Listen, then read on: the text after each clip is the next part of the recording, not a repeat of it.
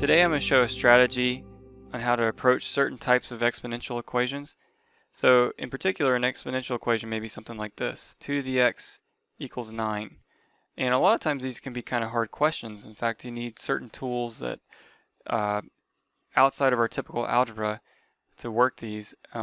Today I'm going to show not how to work something like this, but maybe something where what I call the lucky cases.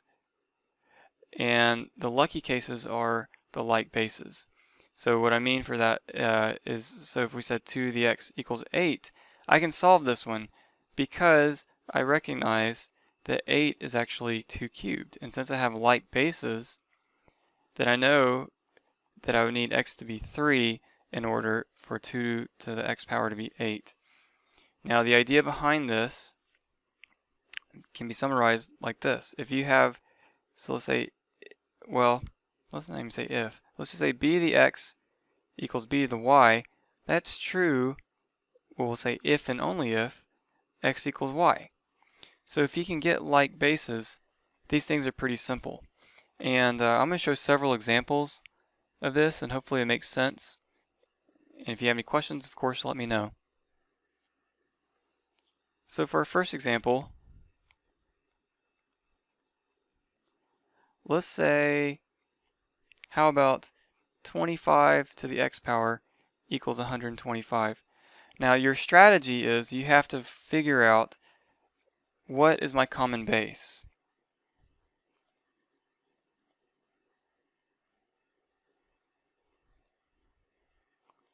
In other words, can I write 25 and 125 as something to some power, the same thing to some power?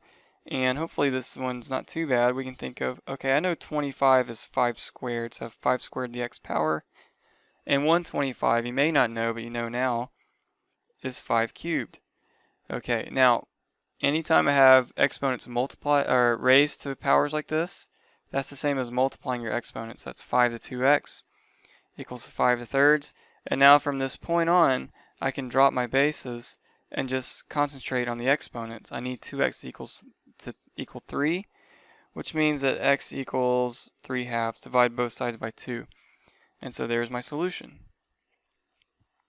Alright, let's try another one. Example 2. Oh, I don't know. Let's say 2 to the 25 minus x power equals not 6. How about 16? Okay, so now I'm trying to figure out what kind of common base could I have here. And the 2 kind of tips me off because 2 is a prime number. It's probably not going to be something else raised to power. Can I think of 16 as terms of 2 to some power? So if you keep doubling, if I double 8, I get 16. So that is 2 to the 1, 2, 3, 4th power equals 2 to the 25 minus x. So now, once I have my common base, I can drop the bases and solve the equation. 25 minus x equals 4. So that would be, I'd add the x over on one side and subtract the 4 over on the other and get 21. So x equals 21 would be my solution.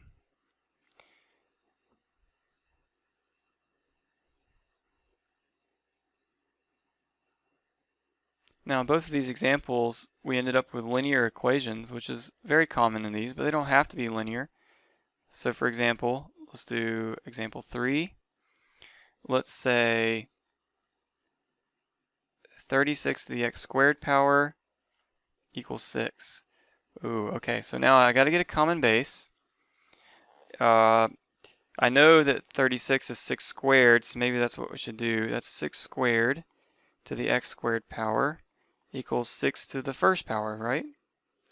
Okay, so now that I have a common base, oh, let me write this as 6 to the 2x squared power equals 6 to the first.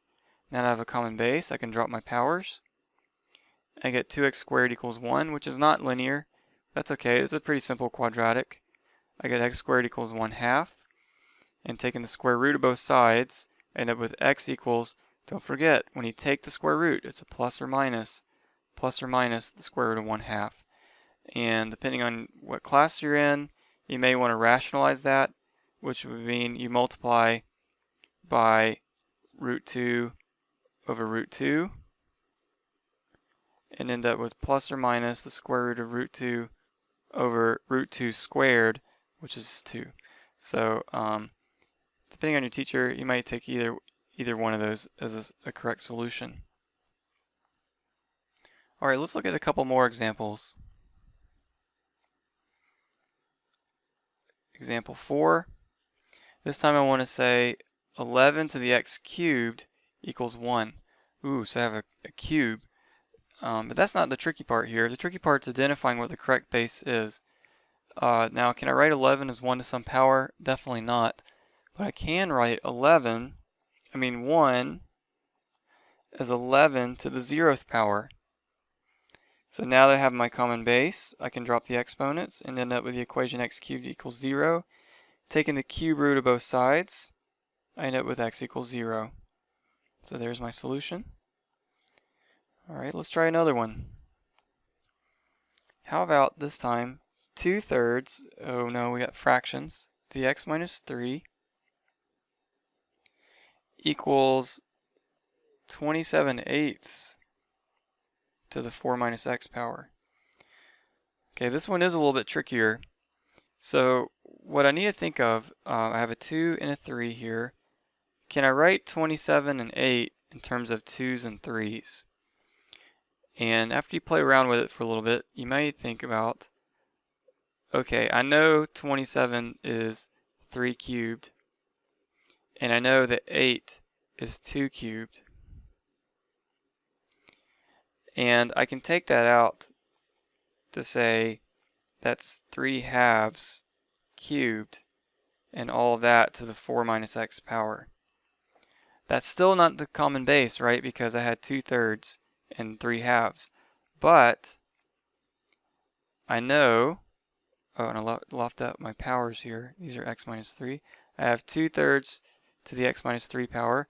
I know that if I take the reciprocal